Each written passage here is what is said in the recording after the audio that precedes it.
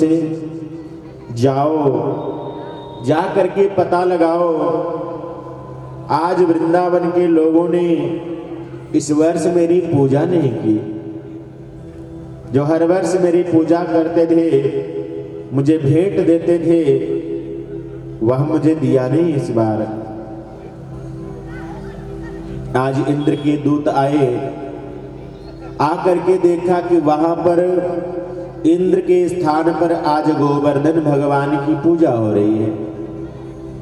सारे लोग गोवर्धन भगवान की जय जयकार कर रहे हैं।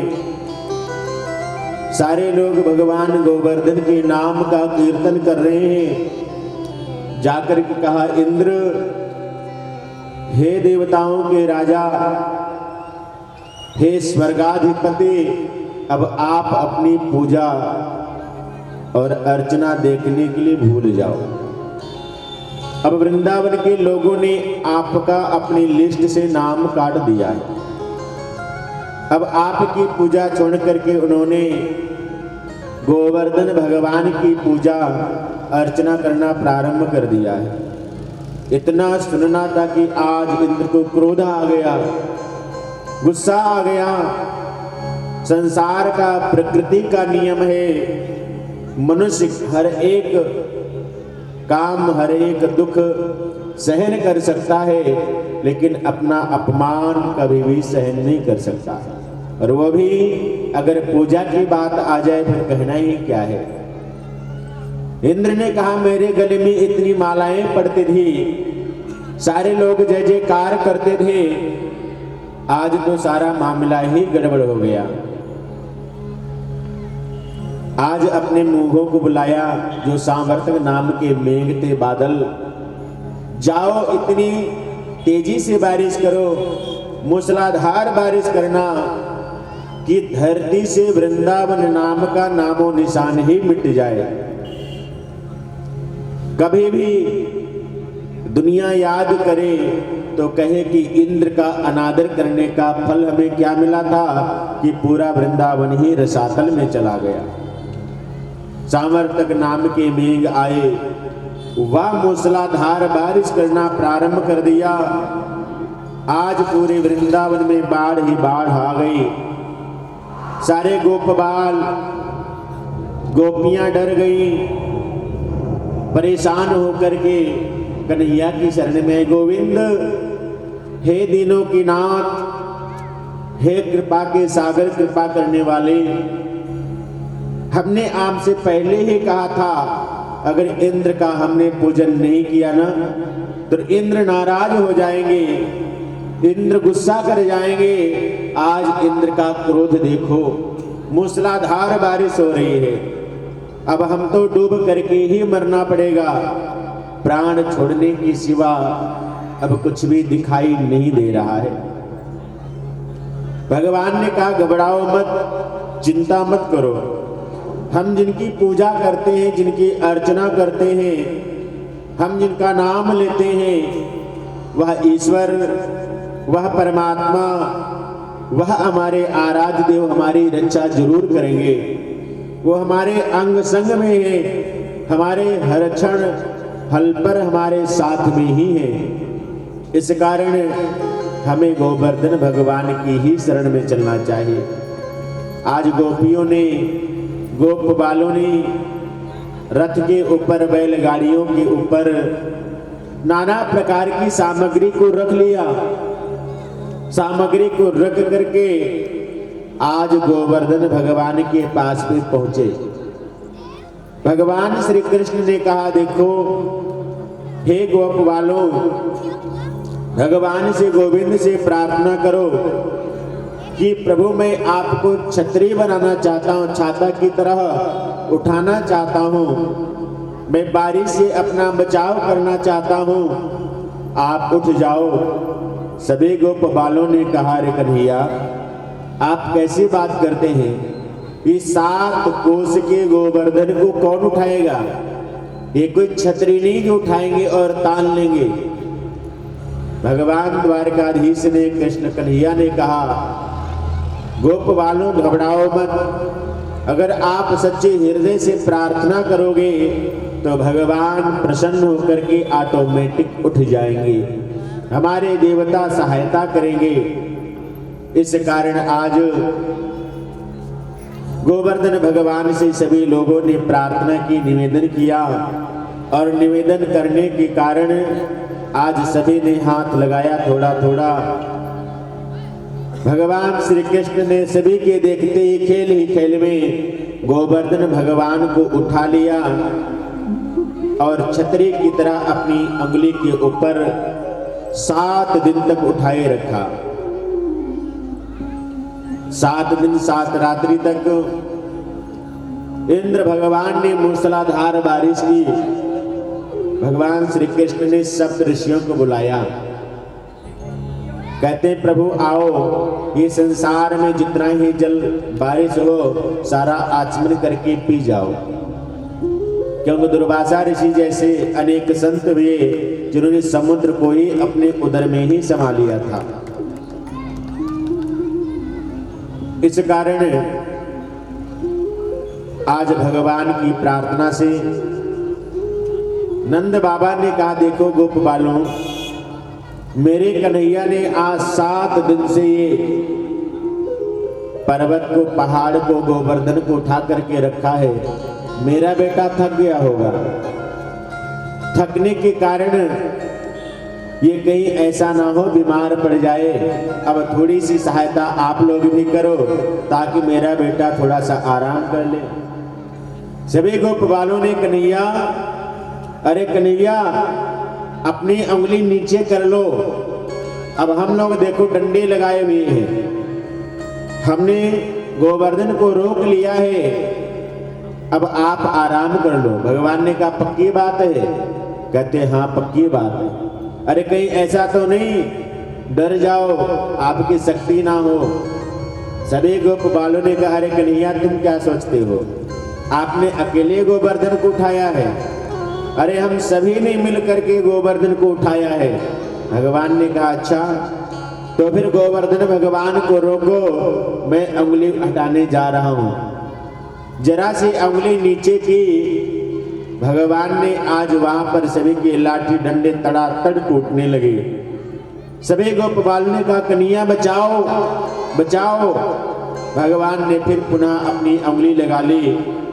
सारे गोपबाल कहते हैं देखो हे कन्हैया, अगर आप अभी न आते और हाथ न लगाते तो मुझे लगता है हमारी जो कमर है ना, हमारी कमर ही टूट जाती, हमारे कंधे ही टूट जाते।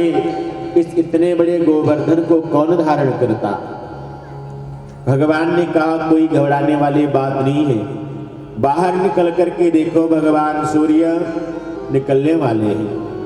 इधर जब 7 दिन तक इंद्र ने मूसलाधार बारिश की तो भगवान ने मेघ बादलों को पानी देना ही बंद कर दिया, कनेक्शन कट गया ना। कहते अगर हमारे घर में लाइट नहीं आ रही है तो विचार करना चाहिए लाइट क्यों नहीं आ रही है। कोई तार तो नहीं खराब है, स्विच तो नहीं खराब है। अब स्विच भी ठीक है, तार भी ठीक है, हमारे घर में जो कनेक्शन आ रहा है वो भी ठीक है, लेकिन फिर भी लाइट ना आए तो इसका मतलब भाई पावर हाउस से ही हमारा कनेक्शन काट दिया गया है। आज जब मेघों के पास पानी नहीं था तो सारे मेघों ने हाथ जोड़ करके कहा प्रभु गोविंद, हे इंद्र मेरे पास में जल नहीं है। आज इंद्र को गुस्सा आया, हटो आज मैं ही जाऊंगा और जाकर के वृंदावन को ही नष्ट कर दूंगा। इंद्र दौड़ करके आए, भगवान ने सभी गोप बालों को अपने अपने घर पर भेज दिया। आज कन्हैया बड़े ही प्रेम से बंसी बजा रहे थे, बंसी बजाते हुए मन में बड़े ही प्रसन्न थे। तब तक इंद्र आए, इंद्र ने अपना वज्र चलाया, भगवान पितम शैलम स्वस्थाने पूर्वत प्रभो पश्यताम सर्वभूतानां स्थापयामास लीलया। अरे इस संसार में जो भगवान के ऊपर आक्रमण करता है जो भगवान की शक्ति को पहचानने का प्रयास करता है उसका कभी भी कल्याण नहीं होता है। आज भगवान की परीक्षा लेने के लिए इंद्र आए थे, आज इंद्र का वज्र ही स्तंभित हो गया। इंद्र वज्र को तो चलाना चाहते हैं लेकिन वज्र चलता नहीं है, वज्र छूटता नहीं है। इस कारण इंद्र ने भगवान की शरणागति ही स्वीकार किया, क्योंकि भगवान कहते अगर मेरी शरण में आना चाहते हो तो कैसे आओ, तो सर्वधर्मान परित्यज्य मामेकं शरणं व्रज अहं त्वां सर्व पापेभ्यो मोक्षयिष्यामि मा शुचः। भगवान कहते हैं मेरी शरण में आने के रास्ते 4 हैं। कोई मेरी शरण में आना चाहता है, मेरी शरणागति स्वीकार करना चाहता है तो कैसे बने, मन मना भव, यानी कि अपना मन मुझे अर्पण कर दे। लेकिन अपना मन अर्पण करना इतना आसान नहीं है। भगवान ने गीता में जब अर्जुन को समझाया कि अपना मन मुझे दे दो, तो अर्जुन ने कहा मैं कैसे दे दूं? अरे मन कोई वस्तु नहीं है, मन कोई पदार्थ नहीं है जो मैं उठाऊं और आपको दे दूं। मन कोई पेड़ नहीं है जो उखाड़ करके मैं इधर लगा दूं। मन कोई गिफ्ट नहीं जो मैं आपको दे दूं। अरे मन तो वायु से भी तेज है, मैं कैसे दे सकता हूं? भगवान ने कहा अगर मन नहीं दे सकते, क्योंकि जो मन है ना, मन कैसे दिया जाता है, तो मन को उल्टा कर दो। अगर मन को हम उल्टा करते क्या बन जाता है, नम। नम कहते हैं नम्रता को, यानी कि सरलता को। अगर हम सरलता पूर्वक, सादगी पूर्वक अगर हम भगवान की शरण में जाएंगे तो भगवान हमारे मन को स्वीकार कर लेते हैं। हकीकत में अगर संसार में कुछ देने योग्य है भगवान को तो सिर्फ मन ही देने योग्य है, बाकी तो सब भगवान के पास में पहले से ही है। वृंदावन में एक भगवान के बहुत बड़े भक्त हुए, उनके मन में आया मेरी उम्र बीती जा रही है, मैंने भगवान की बड़ी पूजा की, अर्चना की, वंदना की, लेकिन आज तक हमारे द्वारकाधीश कृष्ण ने मुझे दर्शन नहीं दिया। आज रात भर नींद नहीं आई। गोविंद हे दयालु, आज तो मैं आपके दर्शन करके ही रहूंगा। तो दर्शन कैसे करें? तो मन में विचार आया मेरे पास में जो है ना, मैं सब कुछ न्यौछावर कर देता हूं, मैं सब कुछ चढ़ा देता हूं। तो इस कारण अपने घर में जो हीरे जवाहरात, सोना चांदी जितना भी रखा था सब परात में लाए और रख करके सजा दिया। बैंक में गए, जो उनके पास में रुपए थे निकाल करके ले आए, नोटों की माला बनाई और माला लेकर के चल पड़े। क्यों? आज मैंने भगवान को प्रसन्न करना है। ध्यान से सुनना, भगवान प्रसन्न कैसे होते हैं।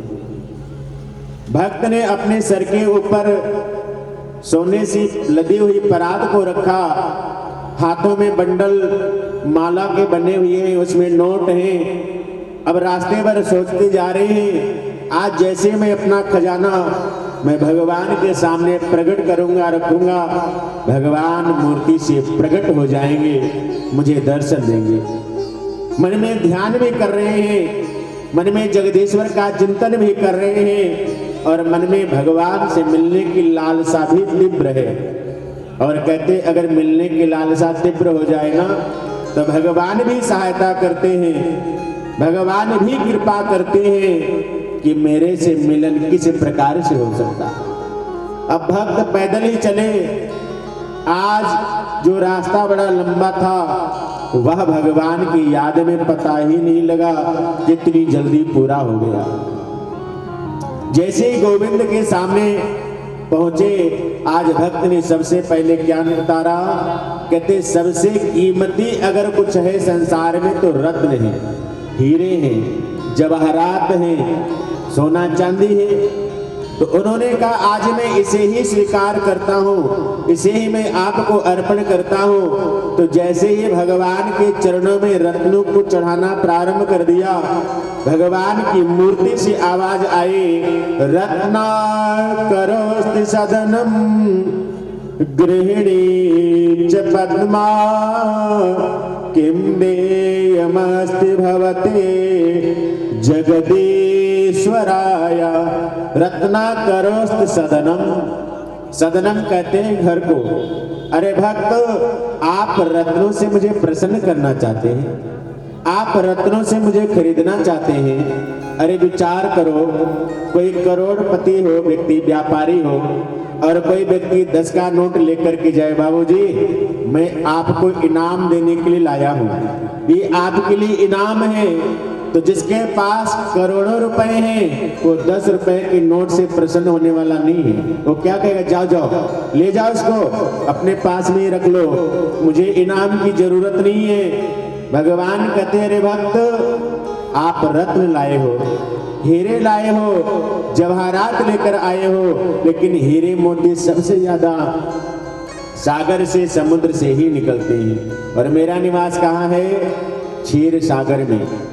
भगवान क्षीर सागर में रहते हैं और वहीं से रत्न निकलते हैं। भगवान का एक नाम रत्नाकर है। भगवान तो रत्नाकर हैं। तो भगवान की बात सुनकर के भक्त ने कहा, अच्छा अगर आपको रत्न नहीं चाहिए, सोना नहीं चाहिए, चांदी नहीं चाहिए, तो अभी मेरे पास में एक वस्तु और है। भगवान ने मानव मूर्ति से पूछा, ऐसी वस्तु कौन है? तो कहते मैं नोटों से बनी हुई माला लेकर के आया हूं।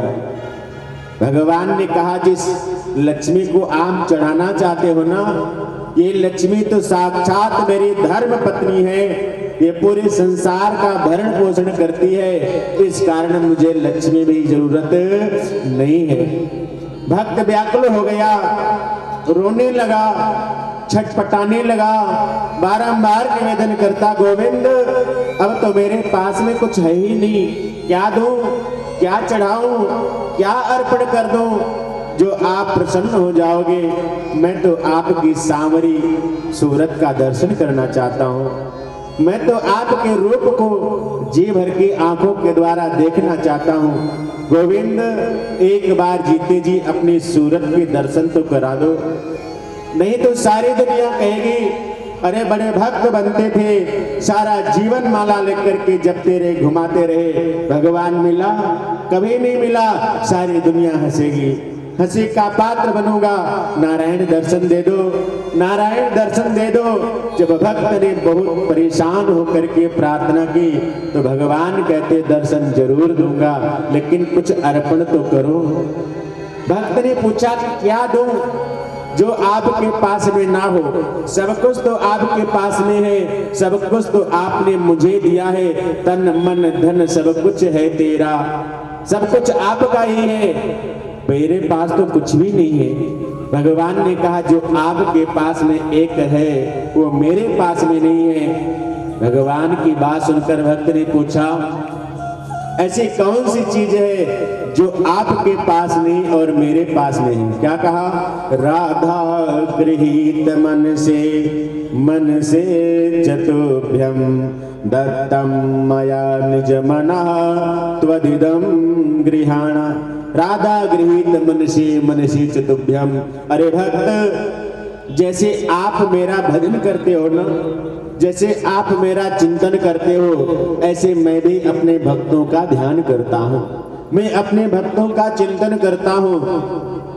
इस कारण मेरा मन मेरे भक्तों ने चुरा रखा है, मेरा मन मेरे पास में नहीं है। इस कारण कुछ देने की जिज्ञासा आपके अंदर है तो अपना मन मेरे चरणों में ही अर्पण कर दो और मैं अपने आप को समर्पित कर दूंगा आपको। जैसे ही भक्त ने अपने मन को दिया, भगवान मूर्ति से प्रकट हो गए। प्रेम से बाल कृष्ण भगवान की। तो भगवान कैसे मिलेंगे? तो भगवान मन देने से मिलेंगे। मन कैसे प्रदान करना है? तो कहते मन को उल्टा कर दो, यानी कि नम से मिलेंगे, नम्रता से मिलेंगे। लेकिन कहते कैसे, तो कहते भगवान का भजन करो। कैसे भजन करो? कहते सदा भजन करो, एक पल भी, एक क्षण भी भगवान की ध्यान की माला टूटे ना। लेकिन भजन कैसा हो? कहते सदा को भी उल्टा कर दो, क्या बनता है? दास। यानी कि भजन दास बन करके करो, भजन सेवक बन करके करो, भजन स्वामी बन करके मत करो। सेवक बन करके आराधना करोगे, सेवक बन करके भगवान की शरणागति में जाओगे तो भगवान आपको स्वीकार कर लेंगे। क्योंकि माँ अपनी गोद में बच्चे को तभी तक बैठाती है जब तक बच्चा छोटा होता है। जब बच्चा बड़ा हो जाता है माँ भी अपनी गोदी से उतार देती है। इस कारण छोटे बन के रहोगे, सरल बन के रहोगे, सादगी पूर्वक भगवान का भजन करोगे, भगवान जरूर मिलेंगे, भगवान जरूर मिलेंगे। तो उस भगवान की शरणागति सरलता पूर्वक हो। आज इंद्र ने भी प्रतिज्ञा की, गोविंद मैंने भी सर्वधर्मान परित्यज्य, सब कुछ छोड़ दिया, मान सम्मान छोड़ दिया, सब कुछ छोड़ करके आज मैं आपकी शरण में आया हूँ। मेरे से गलती हो गई, मेरे से भूल हो गई, गोविंद क्षमा कर दो, नारायण क्षमा कर दो। आज के बाद मैं कभी भी गलती नहीं करूंगा। जब बारंबार क्षमा मांगने लगे तो भगवान ने कहा जाओ, अच्छा अब गलती मत करना। इंद्र भी भगवान का नाम लेते हुए आगे बढ़ गए। एक छोटा सा भजन श्रवण करते हैं, उसके बाद में फिर भगवान की कथा आगे श्रवण करते हैं कि गोविंद का नाम ही पतित पावन है, पतितों को पवित्र करने वाला है, पापों को मिटाने वाला है। प्रेम से द्वारकाधीश भगवान की, बालकृष्ण भगवान की, श्रीमद् भागवत महापुराण की। नमः पार्वती पतये, हर हर महादेव। जन्मों की प्यास थी जो,